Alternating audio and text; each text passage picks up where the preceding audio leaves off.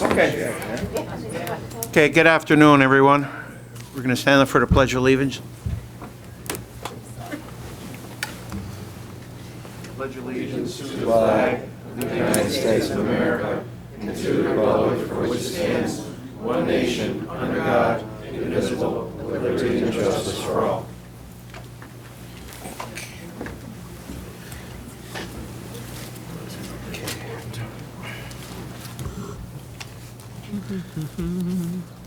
Okay, I'm going to need a motion for the approval of minutes from the last meeting. Is there a second? Second. All in favor? Aye. Opportunity for the public to address the board on agenda items only. For Board of Managers. And this is a Board of Managers meeting, by the way. Prison Board is right after this. Okay, we're going to get into the report, 17-2000, the Juvenile Detention Center report. Ms. Keller?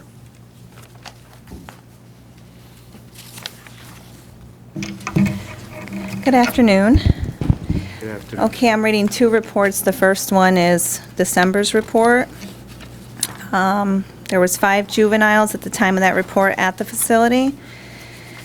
Admissions for December were 12, for the year 208. Female, there was 10. Days of service were 85. Female, there was 115. The cost of female for 2016 was $40,750. We did not detain for any other counties. Overtime was at $10,125.07, which was down from the previous year, $14,000. And for the year, it was $64,825. Total overtime hours were 2,378 hours. And the breakdown there is on the back. The detention center technically still has part-time positions available, but I don't think we're pursuing that at this time. I still have one officer who's on intermittent FMLA, one who is on PA National Guard leave, and the Department of Human Services has scheduled their annual inspection on March 30th. That concludes that report. Any questions? Okay. Why aren't you pursuing the part-time hiring? Because our numbers have been so low recently, there's really no reason for them, actually. Yeah. Mhm. You're welcome.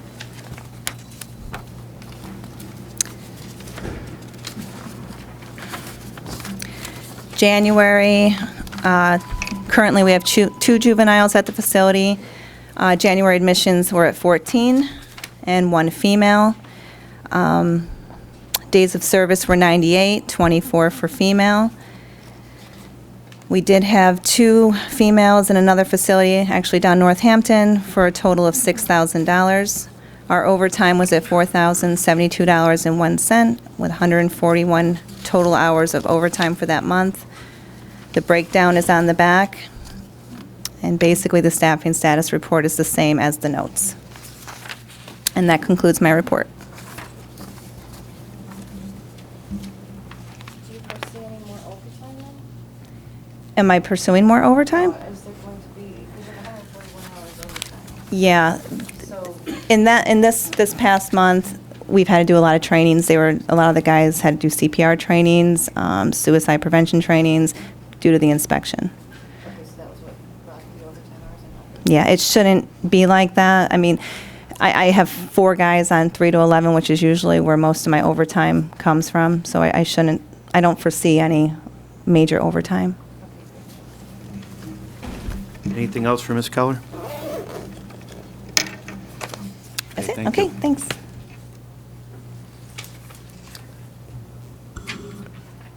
Okay, I need a motion to accept the report as mentioned by Ms. Keller. Second. All in favor? Aye. Aye. Opportunity for the public to address the board. Members, other business? Motion for adjournment. So moved. Second? All in favor? Aye. Okay, that concludes the Board of Managers meeting. And now we're going to get right into the prison board. Somebody make a motion to approve the minutes from last meeting? Is there a second? Second. All in favor? Aye. Aye. Opportunity for the public to address the board on agenda items only.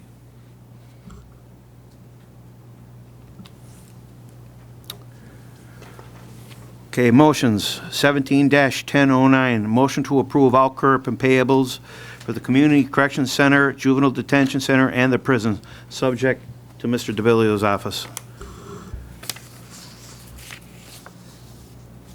Is there a motion? Second? Second. All in favor? Aye. Okay, 17-1010, we're into the reports. Mr. DeBillio. Yes, the Controller's Office reviewed the prison inmate and canteen account reconciliations which were prepared by the Prison Business Office for the month of January 2017 and found no discrepancies between the reconciliations and the bank statements. The balance in the inmate account was $472,913.13 as of January 31st of 2017. The balance in the canteen checking account was $352,489.23 as of January 31st of 2017. And in addition, as of January 31st, the canteen account owned two certificates of deposit valued at $15,000 and $131,723.23, totaling $146,723.23. And that concludes my report. Thank you, Mr. DeBillio. Anybody have any questions for Mr. DeBillio? Motion to accept his report? Second? Second. All in favor? Aye. Aye. Thank you. Okay, 17-1011, Community Correction Center report. Mr. Jeffers. Good afternoon, Board. Afternoon. Good afternoon. Programs report for January 2017. Our program totals: male work release had 50 participants, female work release had 4, adult house arrest had 152 participants, and juvenile house arrest had 16 participants. Item 2, our program's revenues for the month of January were $68,504.79. Item 3, our program's expenses for January were $91,306.87. Item 4, our program completions work release had 8, house arrest had 37. Our program violations work release had 9, house arrest had 11. Our program's warrants work release has 8, house arrest has 0.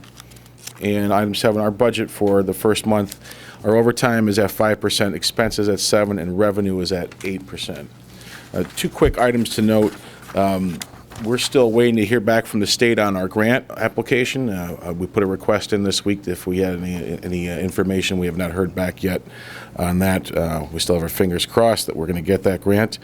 And somewhere in the future, near future, we have to discuss if we want to go ahead with some cameras over in the women's work release outside building area.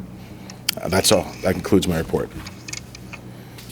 Everything's running smooth over there, Mr. Jeffers? Smooth as No can problems? be. As smooth as can be, yes. Does anybody have any questions for Mr. Jeffers? Okay, thank you. Thank you. Thank you very much. Motion to accept Mr. Jeffers' report. So moved. Second? Second. All in favor? Aye.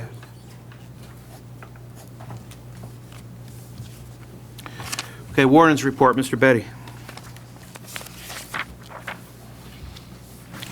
Good afternoon. Good afternoon. The average daily in-house population for the month of January was 933 inmates. I've attached the out-of-county board report, the overtime report, and the community service program participation report. Our staffing update: currently our corrections officers' numbers break down to 155 uniformed staff on shift, 1 out on workers' comp, 2 on continuous FMLA, and 20 on intermittent FMLA. That accounts for 13.3% of the correctional officers. 7 other, and 15 vacancies for a total of 180. Our budget, the revenue is at 5% and expenses are at 8% as of January 31st. Juvenile inmates, currently we're housing 1 female juvenile inmate. Inmates at or past their minimum date, 68. 18 have no home plan. 6 have had their parole denied due to an unacceptable home plan. 21 have submitted a home plan and they're awaiting parole. 6 are rather recent violators of work release, house arrest, or an intermediate punishment program, and they're awaiting further disposition from the court. And 17 have been remanded for the balance of their sentence, but may qualify for reconsideration for re-parole at some point in the future. Extraordinary occurrence reports. There were 2 extraordinary occurrences recently reported to the Department of Corrections. On February 3rd, a new county commitment was placed into the restraint chair due to suicidal ideations and refusing to walk upon his commitment. On February 11th, a county inmate was placed in the restraint chair after throwing urine onto a nurse as she was making her med pass rounds in the block. The incident has been referred to the district attorney's office for review. PREA, there were 5 PREA allegations in the month of January. 4 were inmate on inmate, 1 was staff on inmate. 4 of them were declared unfounded, and 1 is still pending. That's an inmate on inmate 1. And the reason that's still pending is one of the inmates was transferred to York County Prison, and we're trying to arrange contact with him. I just wanted to give you a brief update on a couple programs that we just recently started. First is the University of Scranton's Campus Ministries Center for Service and Social Justice is providing our female population with a program called the LEAP class. That stands for Literacy, Education, and Advocacy in Prison. It's the second installment of this program. They did it last semester, and they're doing it this semester. Students and educators from the university are meeting weekly with female offenders in a 6-week program that's focused on working with a published author named Amy Archer. The goal is to use writing as a tool for self-reflection and self-expression to better the participants.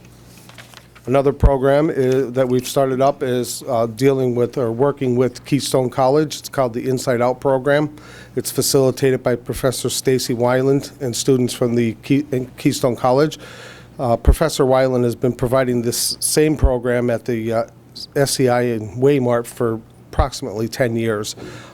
It's a county version that she's going to be doing for us, and it's kind of a hybrid program in that it's mentoring and educational.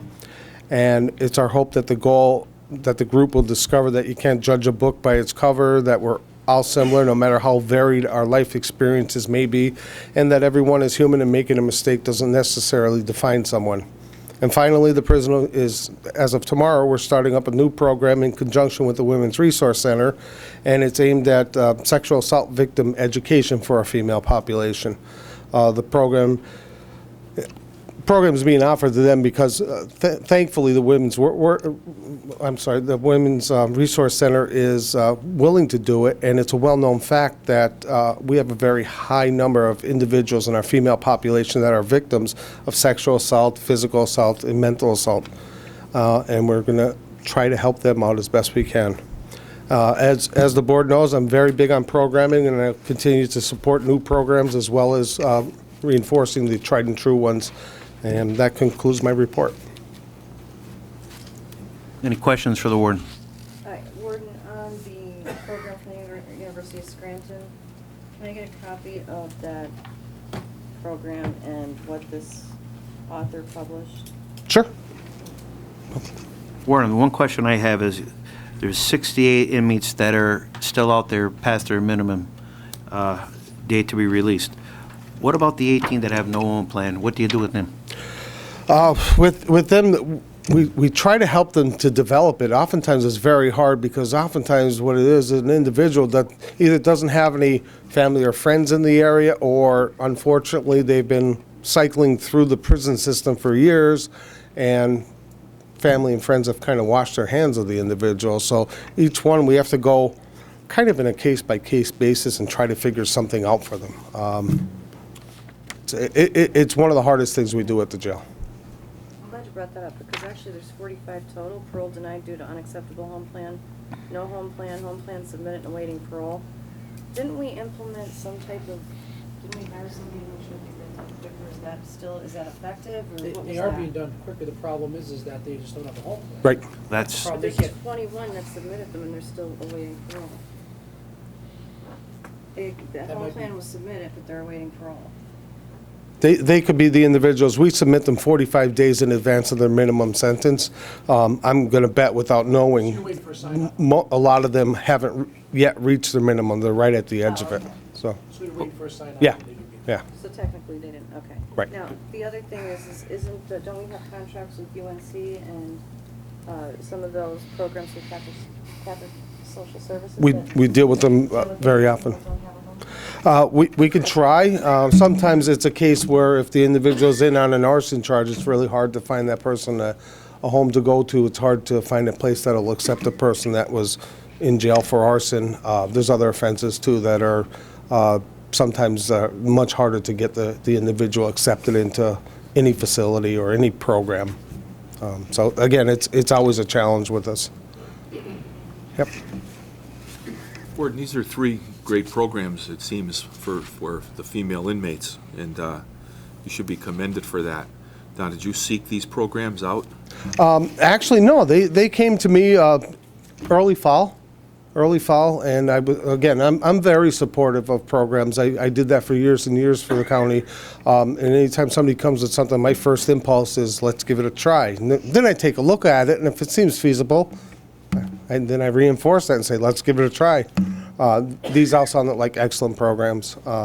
Very much in favor of it. Again, with the LEAP program from the University of Scranton, partnering with them, we already did it last semester, and both the students and the female participants got a lot out of it. They really appreciated it. I think what they learned most was that there's a lot of similarities. Just because life dealt you a different hand doesn't mean that you have to fold, to use that poker analogy.